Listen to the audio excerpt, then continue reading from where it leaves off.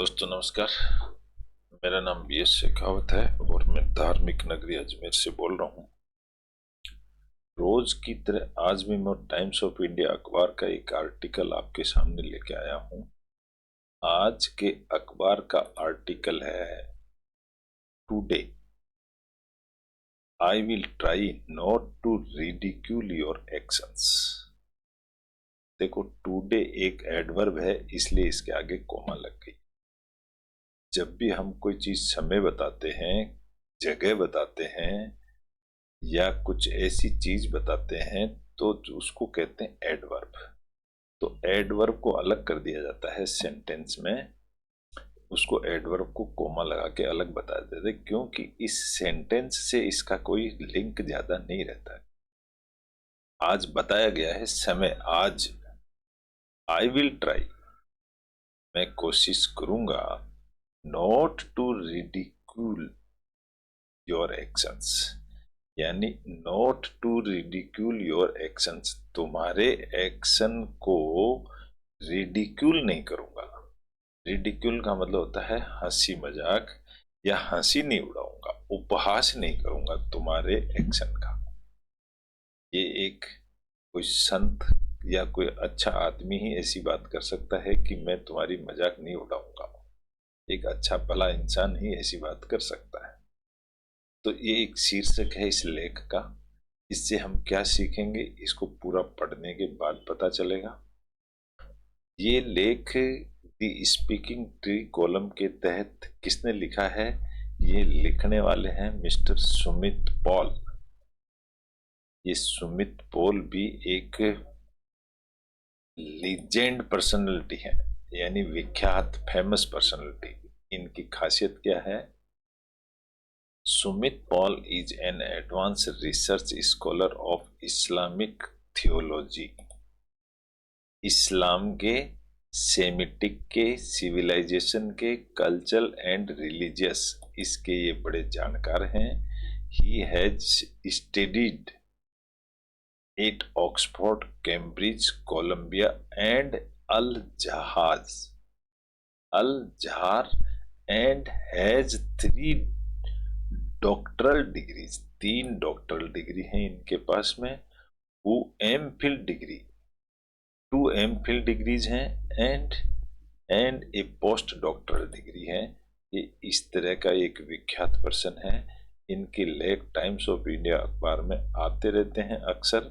सामाजिक प्राणी हैं और लोगों को अच्छी गाइडेंस देते हैं और पूरा निष्कर्ष भी बताते हैं। ऐसे एक आदमी हैं जो कई सालों से लिखते आ रहे हैं, उनका हम लेख पढ़ेंगे। लेख का नाम जैसा मैंने बताया, शीर्षक today I will try not to ridicule your action. मैं कोशिश करूंगा कि तुम्हारे एक्शन की मैं उपहास नहीं उड़ाऊं, हंसी मजाक नहीं करूं, यानी सीरियसली लूं आपके एक्शन को। इन्होंने एक लेख लिखा है। आज हम इंग्लिश टू हिंदी ट्रांसलेट करेंगे। इंग्लिश टू हिंदी ट्रांसलेट करते समय हम कुछ भाषा का तो सीखेंगे ही, भाषा के साथ में इसमें कुछ ट्रिक्स, ग्रामर की ट्रिक्स होंगी, कुछ सेंटेंस स्ट्रक्चरिंग होगी, कुछ सेंटेंस को बढ़ाना घटाना, और इसके साथ साथ ही हम कुछ आध्यात्मिक नॉलेज भी प्राप्त करेंगे जो एक मानवता के लिए जरूरी होता है। तो हम ऐसा काम, ऐसी टॉपिक है, इसको मैं मिनिमाइज करके ये माइक्रोसॉफ्ट वर्ड में मैंने इसको कॉपी पेस्ट करके समझाने के लिए, और इसमें जो कुछ एक वर्ड हैं जो हमारे रेगुलर यूज में नहीं आते हैं उनको मैंने हाईलाइट कर दिया है समझने के लिए। अगर हम इनका मीनिंग देख लेंगे, समझ लेंगे या लिख लेंगे तो यही शब्द 15-20 दिन में रिपीट होते रहते हैं। ये शब्द पहले भी कई बार आ चुके हैं। कुछ एक वर्ड होते हैं जो पहली बार आते हैं, तो उनको समझ लेने से हमें सेंटेंस पूरी तरह समझ में आ जाता है। चलिए हम शुरू करते हैं। इस लेख को क्या लिखा है, इसको इंग्लिश टू हिंदी समझने की कोशिश करेंगे। सेंटेंस स्ट्रक्चरिंग समझेंगे कैसे है, और इसके साथ साथ ही हम अपने ग्रामर को भी इम्प्रूव करेंगे। टाइम टाइम पर मैं इसमें जो भी कुछ सीक्रेट पॉइंट्स हैं वो बताता रहता हूँ, इनको नोट करते रहें। तो चलिए शुरू करते हैं। सुमित पॉल साहब क्या लिखते हैं? I have made a ceaseless effort not to ridiculous, not to ridicule. Ridicule एक वर्ब है, रिडिक्यूलस अगर लिखेंगे तो एक एडजेक्टिव बन जाएगा। टू के साथ हमेशा V1 ही आता है, वर्ब की फर्स्ट फॉर्म, ये ध्यान रखने की बात है। I have made, made past tense है, सेकंड फॉर्म में मेक की, तो मैंने बना दिया है ए सीजलेस एफर्ट। तो यहां बना देना जमता नहीं है, इसलिए इसको कहेंगे मैंने कर दिया है। मेड यानी कर दिया है, ए सीजलेस एफर्ट। एक ऐसे, सीजलेस का मतलब होता है निरंतर, जो सीज नहीं होता, सीज यानी बंद होना, तो जो बंद नहीं होता उसको बोलते हैं ceaseless. I have made a ceaseless effort, मैंने ऐसे प्रयास किए हैं, नॉट टू रिडिक्यूल, जो किसी का उपहास नहीं उड़ाएंगे। रिडिक्यूल यानी उपहास नहीं उड़ाएंगे। नॉट टू बेविल, और वो किसी को बेविल भी नहीं करें। बीवेल का मतलब होता है निराश या रोना धोना, हताश, उसको बोलते हैं बीवेल। ना उसको कोई बीवेल करेंगे।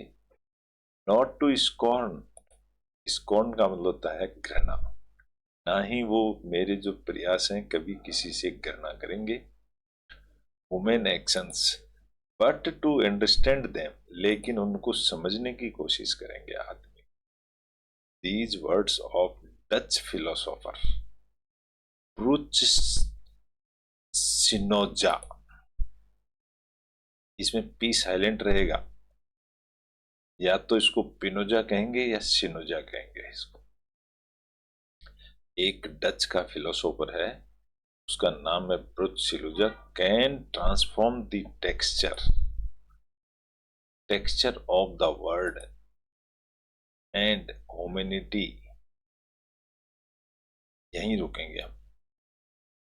ये जो डच का फिलोसोफर है, कैन ट्रांसफॉर्म, ट्रांसफॉर्म यानी बदल सकता है, दी टेक्सचर को, टेक्सचर यानी स्वाद, टेक्सचर का मतलब होता है टेस्ट, ऑफ द वर्ड, संसार के वर्ड को ये बदल सकता है, एंड ह्यूमैनिटी, और ह्यूमैनिटी भी ला सकता है, if understood in their entirety, अगर उसकी एंटायर का मतलब होता है कुल मिला करके, अगर उसको समझ लिया जाए।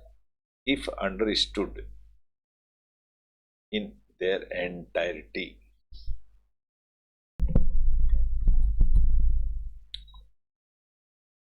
यहां पर रिडिकुलिंग, रिडिकुलिंग आईएनजी फॉर्म है, इसलिए इसको एक ये अवस्था बताइए। रिडिकुलिंग हंसते हुए, बीवेलिंग रोते हुए, क्रिटिसाइजिंग बुराई करते हुए, एंड कंडेमनिंग, कंडेमनिंग का मतलब बुराई करना ही होता है। हैव ए कंडेंसे कंडेसेंडिंग, कंडेसेंडिंग का मतलब कृपालु होता है। Have a condescending streak to them,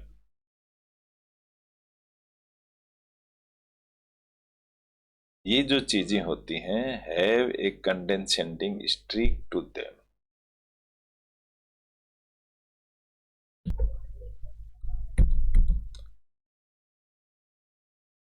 तो उनके लिए एक कंडेसेंडिंग होता है, कृपालु स्ट्रीक यानी लीक। इस तरह के जो आदमी होते हैं उन लोगों के लिए एक कृपालु दृष्टि रखें, ऐसा लेखक का कहना है। But to understand is to empathize, लेकिन अंडरस्टैंड क्या करना है, एम्पैथाइज, उनको जोर देना है, एम्पैथाइज विद ह्यूमन एक्शंस, लेकिन उनके साथ में एम्पैथाइज, ध्यान देना है ह्यूमन की तरह। When we try to understand a situation, जब हम किसी सिचुएशन को समझते हैं, किसी पर्सन को, इश्यू को, या कोई प्रॉब्लम को समझते हैं, we get to the roots of it, तो हम उसकी जड़ों तक पहुंच जाते हैं। गेट का मतलब प्राप्त करना होता है, लेकिन यहां होगा उसकी जड़ तक पहुंचना। एज राफ, एल साइलेंट रहता है इसमें। एज राफ वाडो, एल साइलेंट रहता है। एमरजन सेज, ये किसी का नाम है, राफ वेडो एमरजन कहता है to understand is to be considerate. Understand is to be considerate, understand को भी कंसिडरेट, कंसिडर करना चाहिए। It is the magnanimity, magnanimity का मतलब होता है दरिया दिल, कोई कृपालु। ये एक मैग्नेनिमिटी है of spirit and be benevolence. और बेनेवोलेंस का मतलब होता है परोपकारी, किसी पर दया मेहरबानी रखना, ऑफ सेल्फ। तो ये ऐसी एक्टिविटी है। To attempt to understand human actions. To attempt का मतलब कोशिश करना, to understand human actions provides us, जो हमको दिए हुए हैं, with a host of opportunities and options. यहाँ होस्ट का मतलब अधिकता से है, घरेलू से नहीं, अधिकता। यहाँ होस्ट ऑफ अपॉर्चुनिटी यानी बहुत सारे चांस हमको मिले हैं, अपॉर्चुनिटी मौके मिले हैं, ऑप्शंस मिले हैं। All the problems and predicaments, problems and predicament का मतलब होता है स्थिति, परेशानियां, समस्या और परेशानियां in the world are due to our collective inability. क्यों है? हमारी due to our collective inability, हमारी अयोग्यता के कारण ये समस्याएं हैं। To understand the root causes, तो इनको जरूरत है रूट कॉज को समझने की। Once the Buddha asked one of his disciples,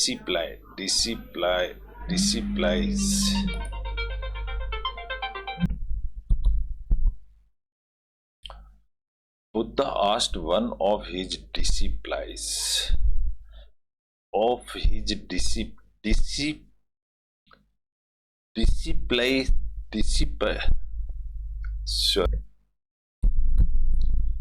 disciple का मतलब होता है एक चेला, लेकिन ऐसा लग गया यानी बहुत सारे चेलों में से एक को बुद्धा ने पूछा, अनिरुद्धा, उसका नाम अनिरुद्धा था, whether he had given some food to the beggar.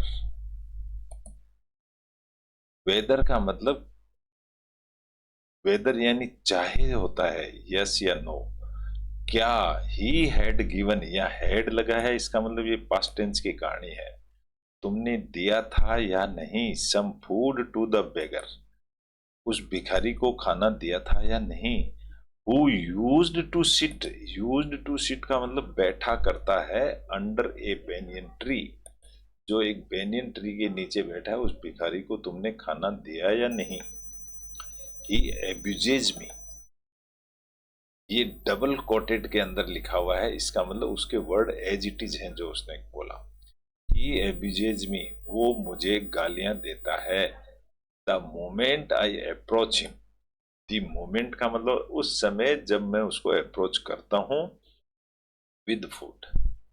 So I avoid him, इसलिए मैं उसको टाल देता हूं। एंड डोंट गो देयर, मैं जाता ही नहीं हूं वहां पर। अनिरुद्ध रिप्लाइड, अनिरुद्ध ने यह जवाब दिया।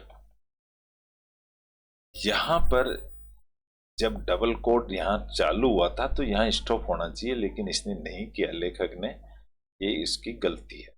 यहां डबल कोट बंद होना चाहिए। The Buddha did not say anything, लेकिन बुद्धा ने कुछ भी नहीं कहा।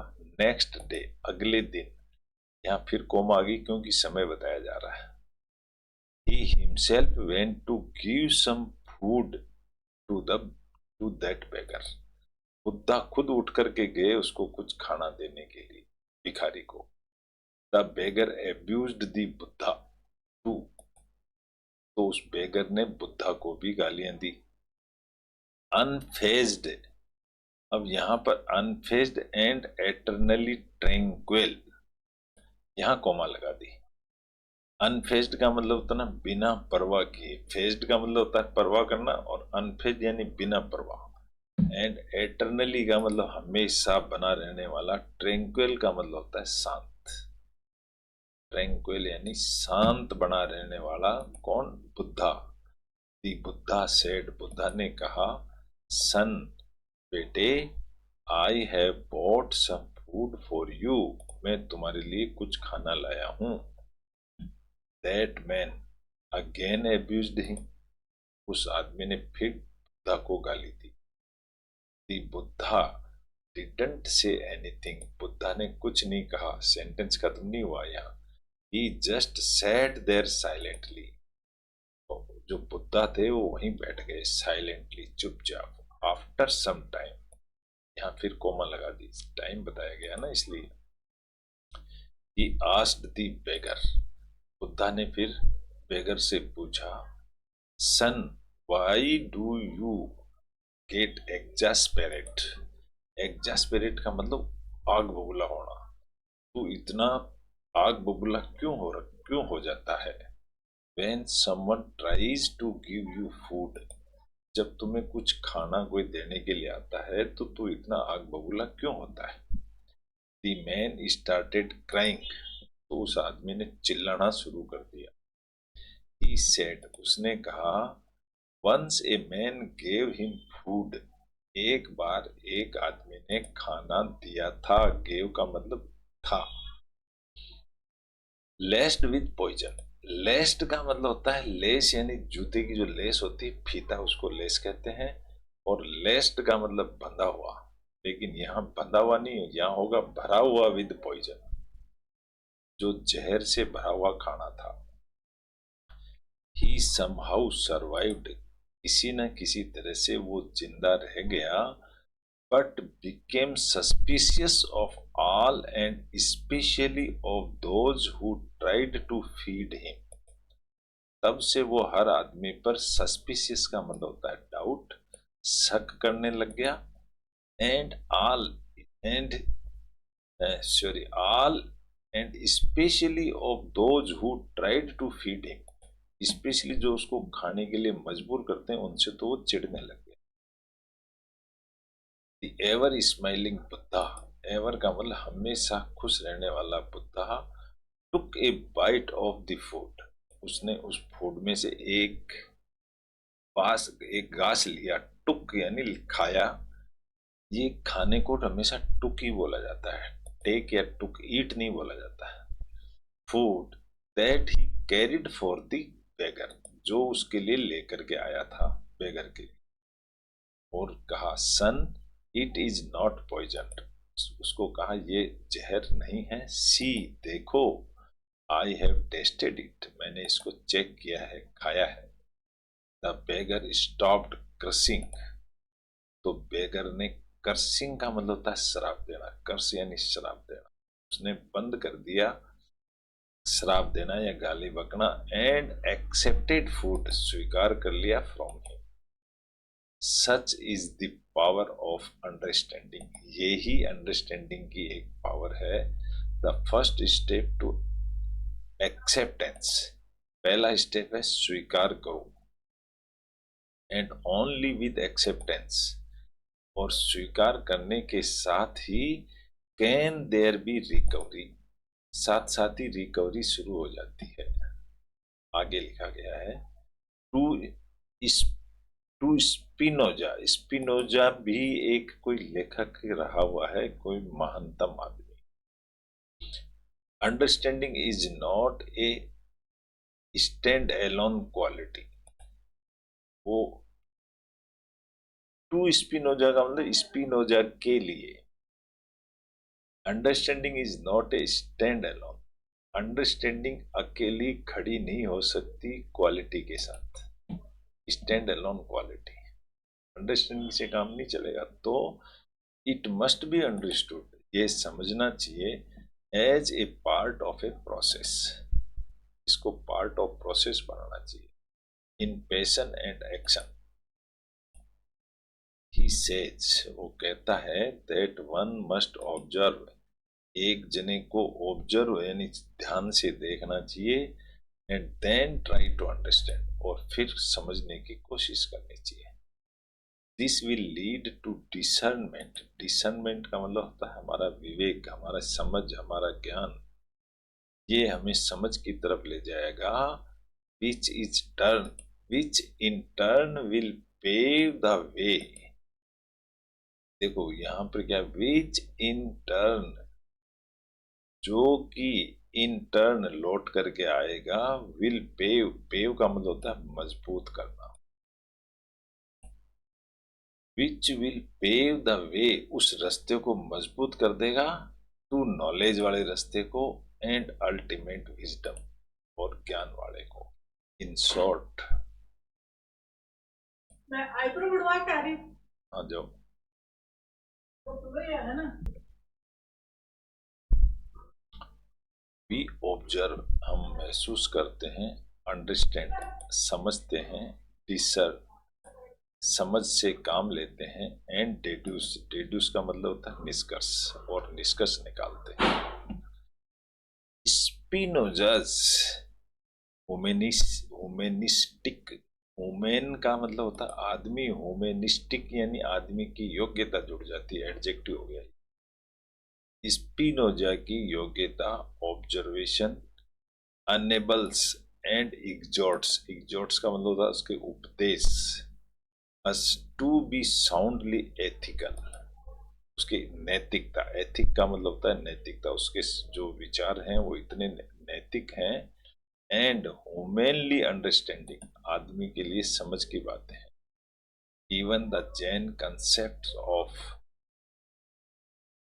अनेकतावाद,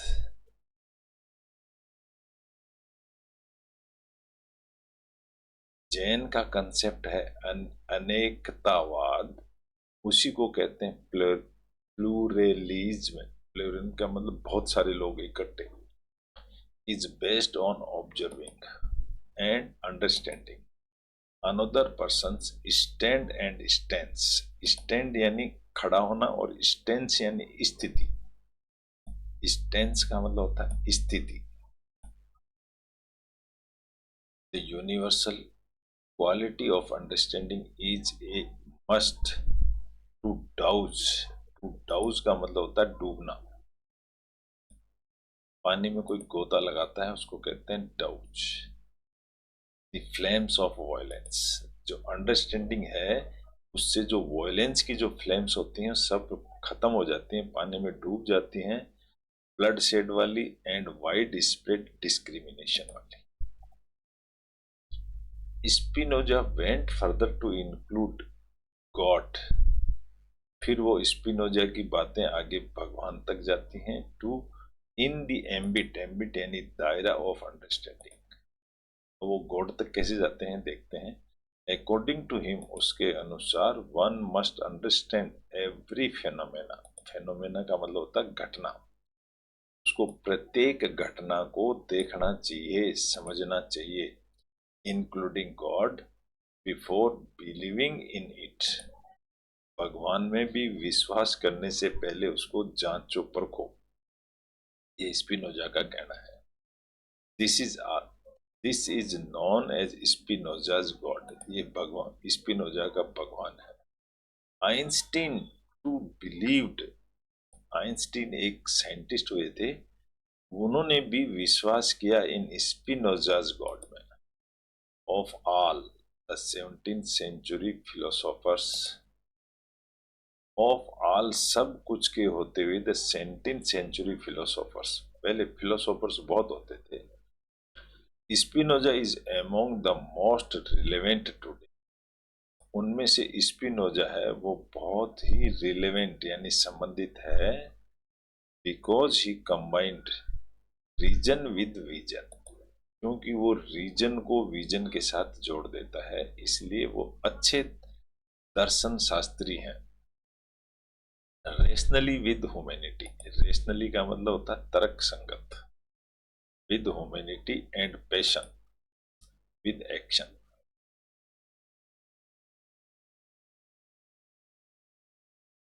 इस तरह से वो तर्क संगत को मानवता पैशन यानी जुनून और एक्शन यानी क्रिया इनसे जोड़ देता है।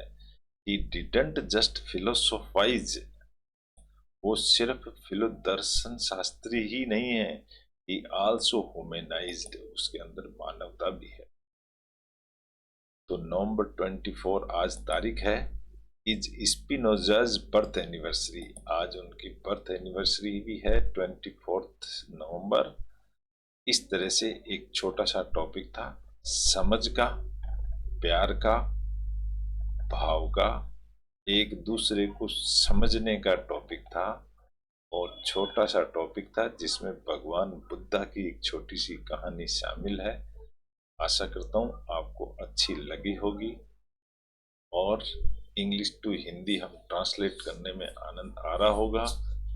नहीं आ रहा है तो आनंद लीजिए, क्योंकि बहुत अच्छा टॉपिक है ये, इंग्लिश टू हिंदी ट्रांसलेट करने का। और हिंदी टू ट्रांसलेट, एक्चुअली देखा जाए तो ये जो कहानियां हैं पहले हिंदी में थी, संस्कृत में थी, फिर हिंदी में हुई, फिर ये इंग्लिश हो गई।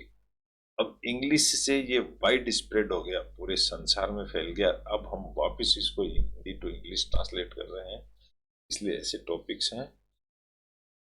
Thank you very much. कल फिर मिलेंगे एक नए टॉपिक के साथ में, तब तक के लिए धन्यवाद। बाय।